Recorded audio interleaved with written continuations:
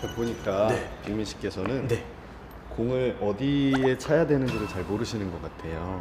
아, 차야 되는 데가 있어요? 그럼요. 차야 되는 데가 네. 이 공의 중심, 무게 중심을 차야지 발의 힘이 그대로 공에 100% 전달이 되거든요. 아. 근데 이제 자꾸 공의 중심이 아니라 중심의 측면을 자꾸 차시니까 그러면 이제 공이 정확하게 가지도 않고 힘도 그대로 전달이 되지 않아요. 그러면 백문이 불여일견이라고 제가 먼저 한번 보여드릴 테니까 네. 한번 보시고 똑같이 해보시면 될 것 같아요. 아, 네, 감사합니다. 네. 안정적인 자세. 와. 와. 와. 아, 이렇게 차는 거구나. 안 나고 되는 게 아니었어. 그냥 개발인 거 봐. 근데 이게 제가 그 공이 안 나가는 게 꼭 제 탓만이 아니라 이거 축구공에 문제가 있는 거 아니에요? 좀 축구공이 좀 더 가벼우면 좋을 텐데 그러면 좀 더 쉽게 날아가고요. 축구공이 가벼우면 되는 걸 가벼우면 되는구나. 헬륨가스 축구공? 하나는 헬륨가스, 하나는 부탄가스로. 부탄가스요? 네. 부탄가스? 들어가더라고요. 신기하다.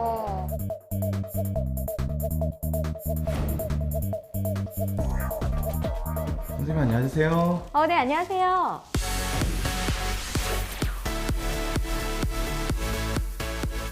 질량이 가장 작은 헬륨을 넣은 축구공의 속도가 가장 크기 때문에 채공 시간과 채공 속도가 가장 빠를 거고요. 그다음에 질량이 가장 큰 부탄을 넣은 축구공이 속도가 가장 적기 때문에 채공 시간과 채공 거리가 가장 작게 될 겁니다.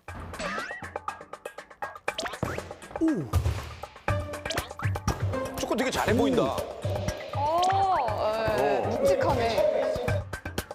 분명히 무게 차이가 있을 텐데 왜 나는 모르겠지?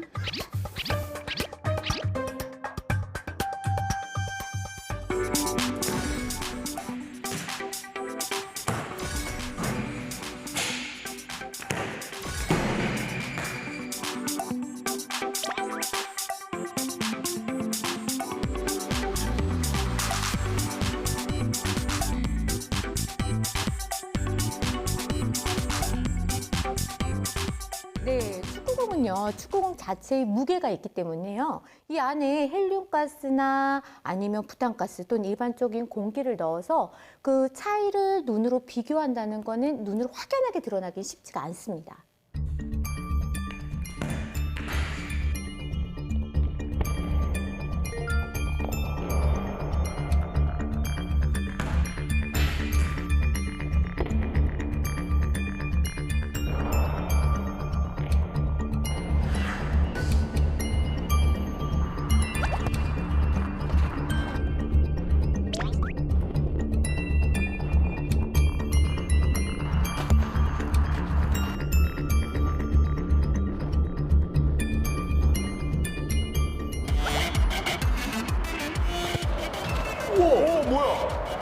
공중에 엄청 오래 있더니.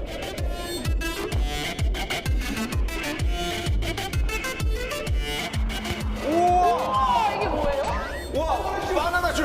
와, 이거 대박이다. 이거, 와, 대박이다.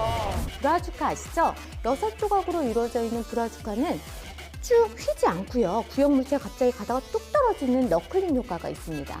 근데 이거는 표면이 매끄러운 물체일수록 그런 효과가 더 뛰어나거든요. 근데 땡땡볼 같은 경우는 지금 잘 보시면 이음새 없이 한 면으로 이루어져 있어요. 따라서 아무래도 예상할 수 없는 그런 궤적 변화가 더 뚜렷하게 나타난 게 아닐까요? 유레카!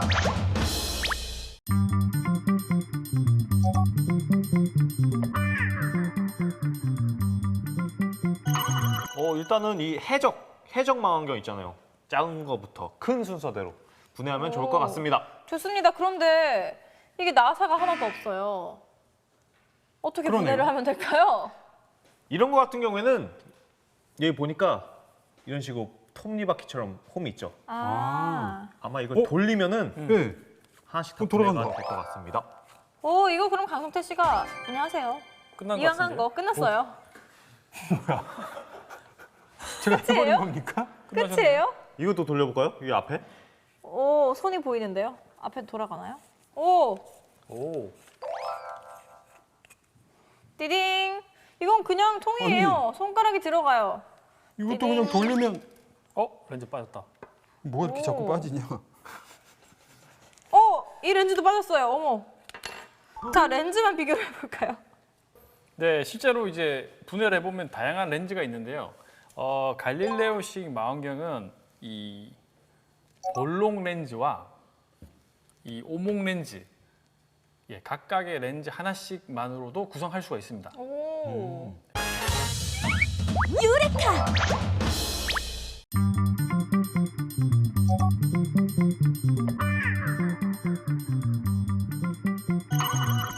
화학에서는 소금을 NaCl, 즉 염화나트륨이라고 부릅니다. 분자식에서도 알 수 있듯이 소금은 나트륨과 염소의 화합물로서 두 이온이 같은 비율로 결합하고 있는 입방체의 결정입니다. 소금을 자연에서 구하는 방법으로는 바닷물 또는 안반 속에 있는 염화나트륨인 암염으로부터 얻을 수 있는데요. 재미있는 것은 소금이 우리 몸에 정말 중요한 물질이라는 사실입니다. 사람의 몸은 70%가 물로 이루어져 있습니다. 그리고 그 물에는 약 0.9%의 소금이 녹아있죠.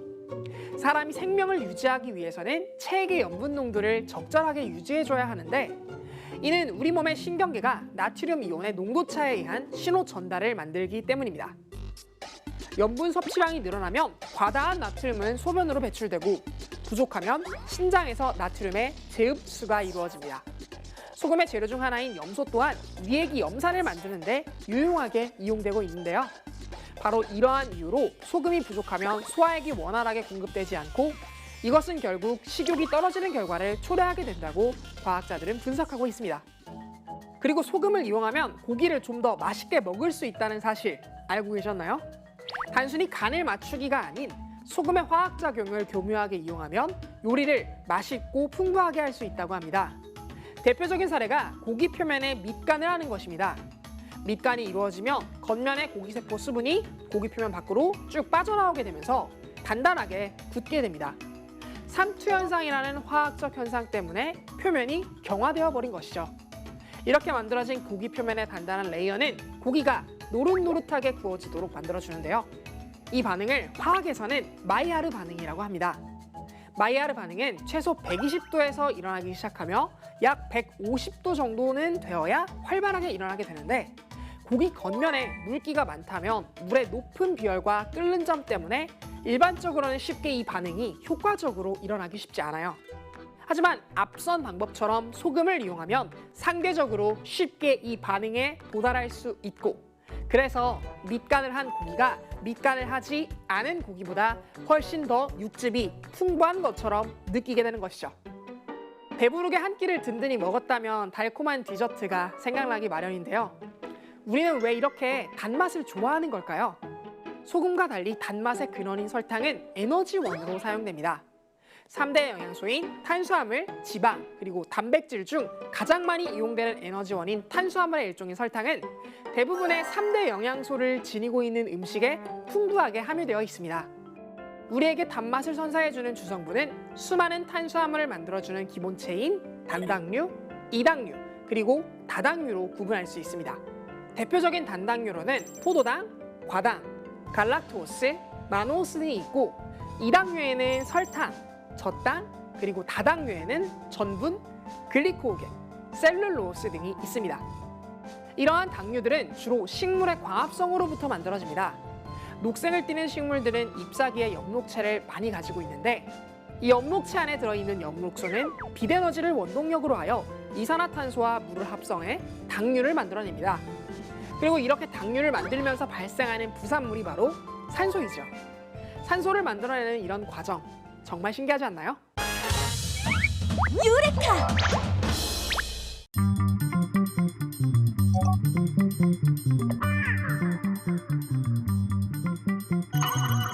아빠 여기까지 왔는데 사진 찍어야지. 사진 한번 찍을까?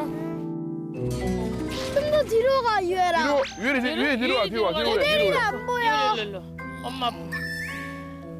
됐어? 이제 배대리부터 기어 들어가. 야, 유열이. 이제 아빠야?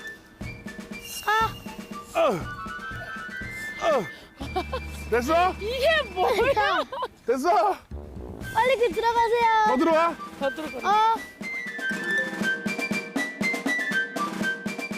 다시. 뭐 다시야. 엄마 끝까지 못 들어갔어. 다시 처음부터. 들어가. 기어 들어가.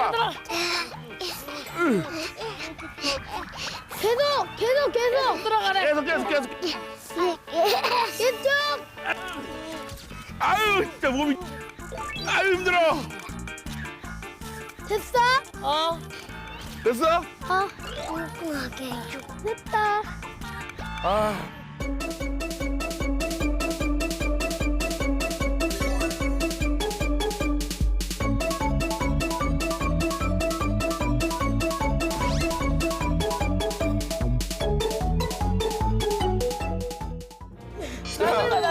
알았어. 저기 엄마한테 가봐. 빨리. 공룡이 잡아먹는데 우리.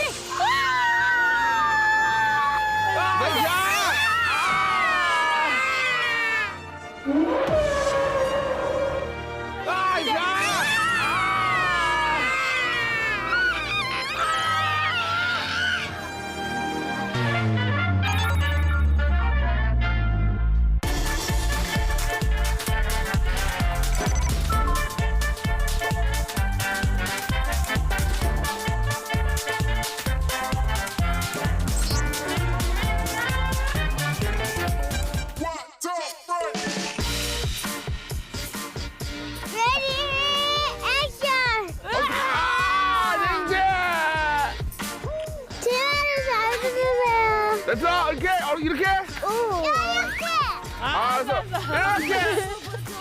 아니야. 아빠는 그렇게 하고 엄마는 따뜻게 해야 돼. 엄마 어떻게? 난 이렇게.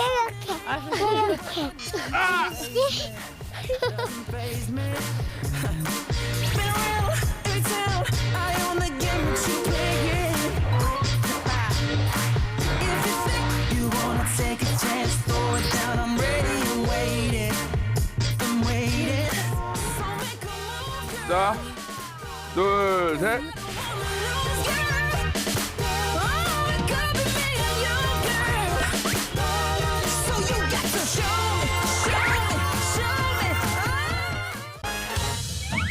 유레카.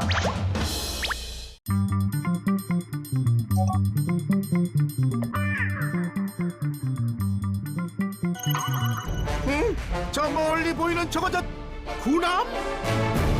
이곳은 서울 최초의 함상 테마파크 서울함공원. 총 3척의 태여 군함으로 조성되어 있다는데 어떤 곳인지 지금 공개합니다. 먼저 첫 번째로 살펴볼 배에는 그 위험이 건물 밖에서도 느껴지는데 잠수함이 너무 커서 건물 밖까지 나와 있나 봐요. 이 잠수함은 91년부터 25년 동안 임무를 수행했다는데요. 우측을 절개해 내외부를 직접 관람할 수 있습니다. 유독 사람들이 모여 있는 곳. 엄마 이것 좀 봐. 바퀴 다 보여. 나도 한번 보자. 지금 뭐 보고 있는 거예요? 이거 되게 신기해요. 저 안에 있는데 밖에 있는 게 다 보여요. 이 친구 뭐 보고 있는 거예요? 이게 잠망경인데 잠수함 내부에서 밖을 보는 거예요. 사람들이 노트를 피고 쉬고 있어요. 담당 PD도 잠망경을 관찰해 보는데 우와! 바깥 풍경이 정말 또렷하게 보인다. 거참 신기하네. 이게 진짜 모형이 아니라 진짜 밖이 보이네요. 저는 육군 출신이라 잠망경은 처음 만져봐요. 이번에 만나볼 배는 30년 동안 해양 수호의 임무를 수행한 서울함. 선체 길이만 무려 100m가 넘는다고. 내부는 어떨까? 규모가 큰 군함인 만큼 탄약고, 이발소 등 다양한 시설이 있었는데요. 뒤쪽에는 주로 엔지니어들, 그다음에 이 앞쪽에는 오퍼레이터, 한마디로 운항, 뭐 작전, 뭐 포술, 뭐 이런 사람들이 사무실 이런 공간이 있고요. 여기는 레이더를 감지하는 전탐실. 진짜 영화 속 같다. 가장 중요한 공간으로 레이저를 통해 인근 해상의 다양한 움직임을 샅샅이 감지할 수 있는데요. 우리 취약점은 저기 안 올 것이라고 방심하는 데 있다. 곳곳에 붙은 독특한 문구들. 정말 이 배가 국방의 임무를 수행했다는 게 느껴지십니까? 이때 담당 PD의 발길을 붙잡은 이곳 바로 매점. 각종 전투 식량이 한가득. 일반 시민분들이 이런 군용식품을 먹어볼 기회가 없는데 여기 오셔가지고 체험해보시라고 저희가 판매를 하게 되었는데 반응이 아주 괜찮습니다. 군대 PX에서만 맛볼 수 있다는 전투 식량들. 아우 정말 옛날 생각난다. 오랜만에 먹어보고 옛 생각도 나고 좋네요. 고소하고 달달하니 맛이 좋으네요. 군대 있을 때 많이 먹었는데 요즘 여기 더 맛있네요. 아니 누구 입이야? 참 잘도 먹는다. 건빵 먹으니까 군대 생각이 새록새록 나네요. 저 때는 말이죠. 아이고 그때는 말이죠. 아유 또 시작된 군대 얘기. 아유. 매점만큼 인기가 많은 이곳. 직접 기계를 체험해 볼 수 있는 공간인데요. 이렇게 큰 배는 처음 타보고요. 이렇게 만져볼 수 있으니까 신기해요. 진짜 군대에서 쓰던 배인데 직접 타보니까 뭔가 재밌어요. 잠수함부터 전투함까지 모두 체험이 가능한 이곳. 2017년 11월 달에 개장을 하게 됐는데 시민들에게 새로운 볼거리, 즐길거리를 제공하기 위해서 만들어졌습니다. 유레카!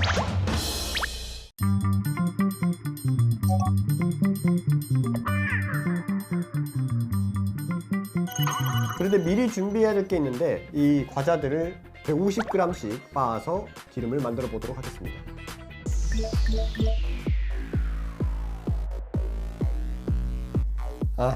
여기 있는 게 뭐냐면 제가 집에서 엄마 몰래 가지고 온 착육이에요.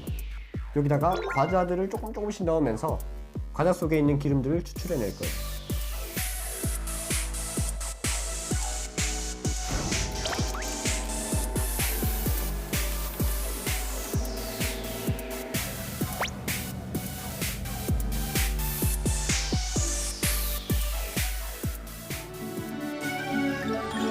세월이 흘러가면 어디로 가는지 나는 아직 모르잖아요.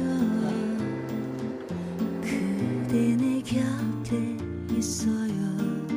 떠나가지 말아요.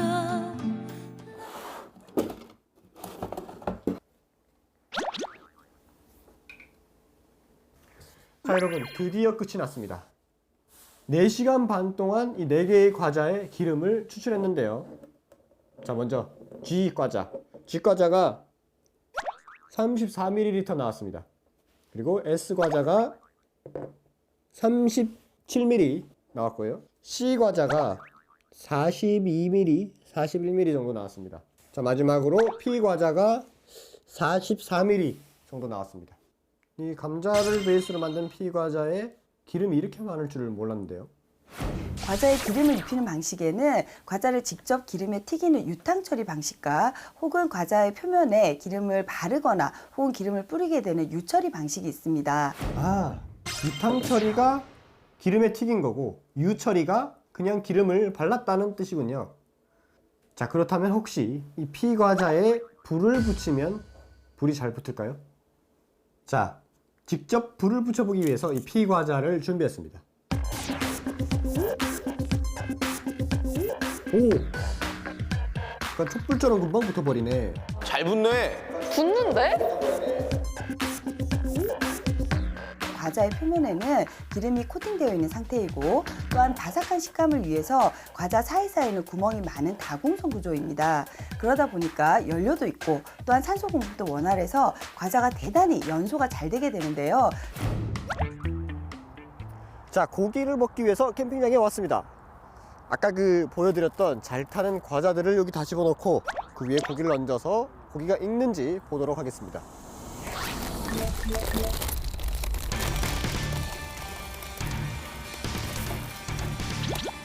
자 이제 이 과자에다가 불을 붙여보도록 하겠습니다.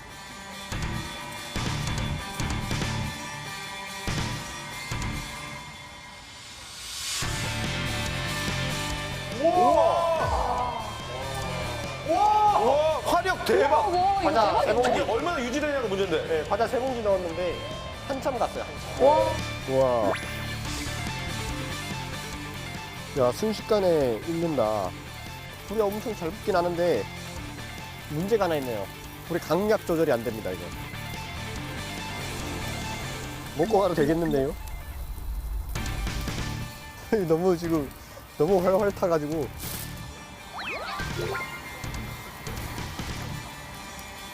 와, 새까맣게 타버렸습니다. 완전 바베큐네요.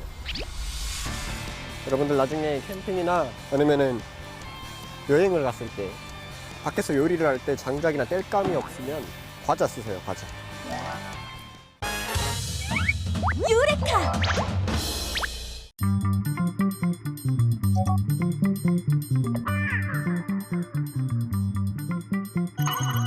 여기가 당구 큐 만드는 공장입니다. 제작진을 반기는 산더미 같은 나무들. 큐 제작의 첫 번째 관문은 바로 적당한 나무 판재를 고르는 것. 그 종류만 해도 수십여 가지에 이른단다. 업소용 큐를 만드는 건 이제 하드매플에서 단풍나무, 캐나다산 단풍나무를 많이 쓰고 있고요.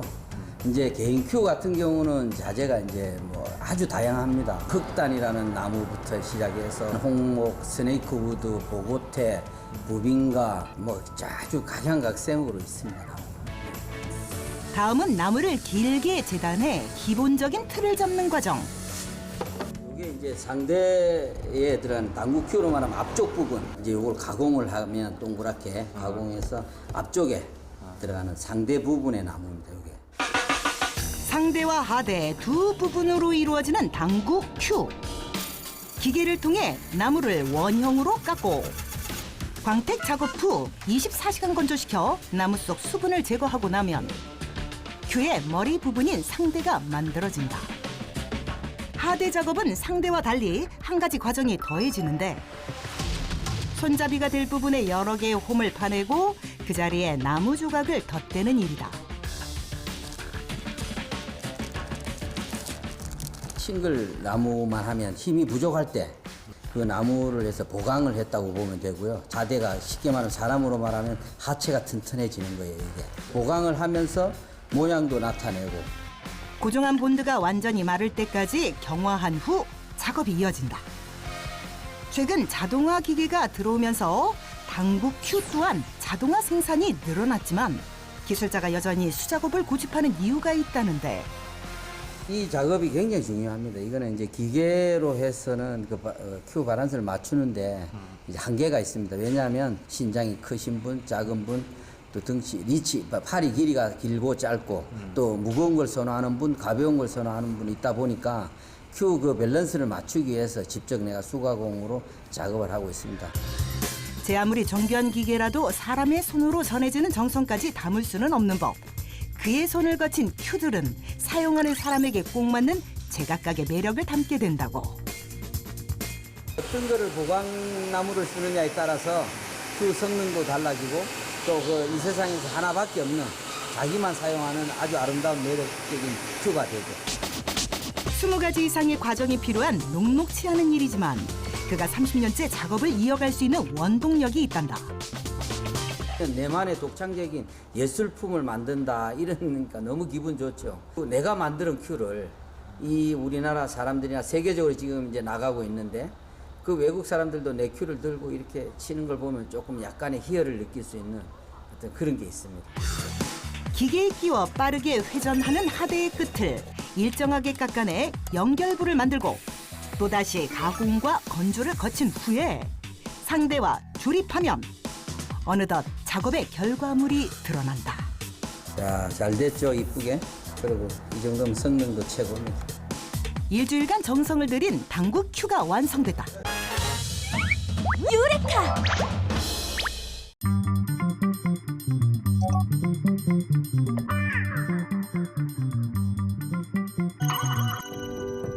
한국의 마지막 호랑이는 1921년 경주 대덕산에서 잡힌 것으로 알려져 있다. 그 이후로 1940년대에도 호랑이를 봤다는 소문이 돌긴 했지만 공식적인 기록은 그때가 마지막이었다. 그리고 그 후로 100여 년 가까운 시간 동안 이 땅에서 한국 호랑이의 모습을 실제로 본 사람은 아무도 없었다. 우리 주변 가까운 산속에서 살았다는 그 많던 호랑이들은 다 어디로 사라졌을까?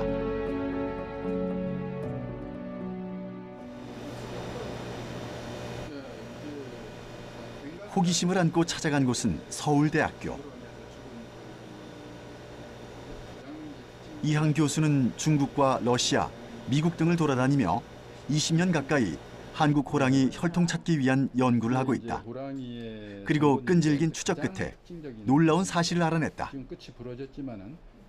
한국 호랑이는 멸종돼서 이제는 다시 볼 수가 없다 이렇게 생각하는 게 많은데 알고 보니까 한국 호랑이가 멸종된 게 아니고 지금 북한과 접경해 있는 러시아하고 중국 접경 지역에 아직도 살아있다는 것이었어요.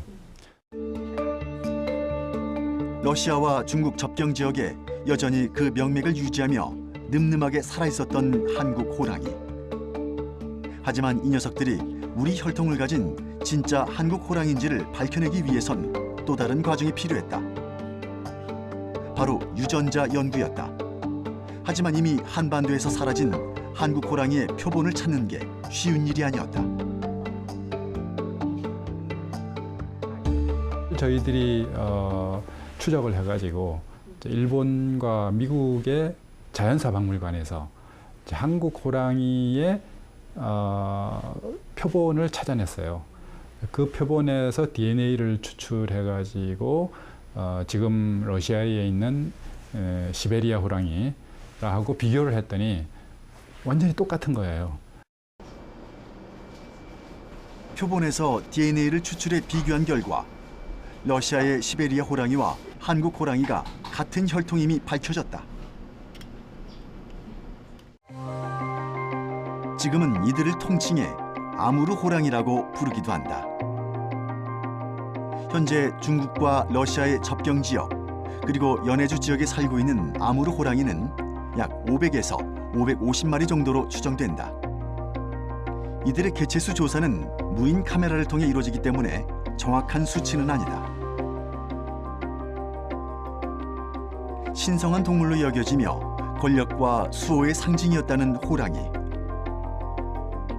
국내에서는 1943년 이후 한국 호랑이가 사실상 멸종했다고 공식적으로 보고됐다.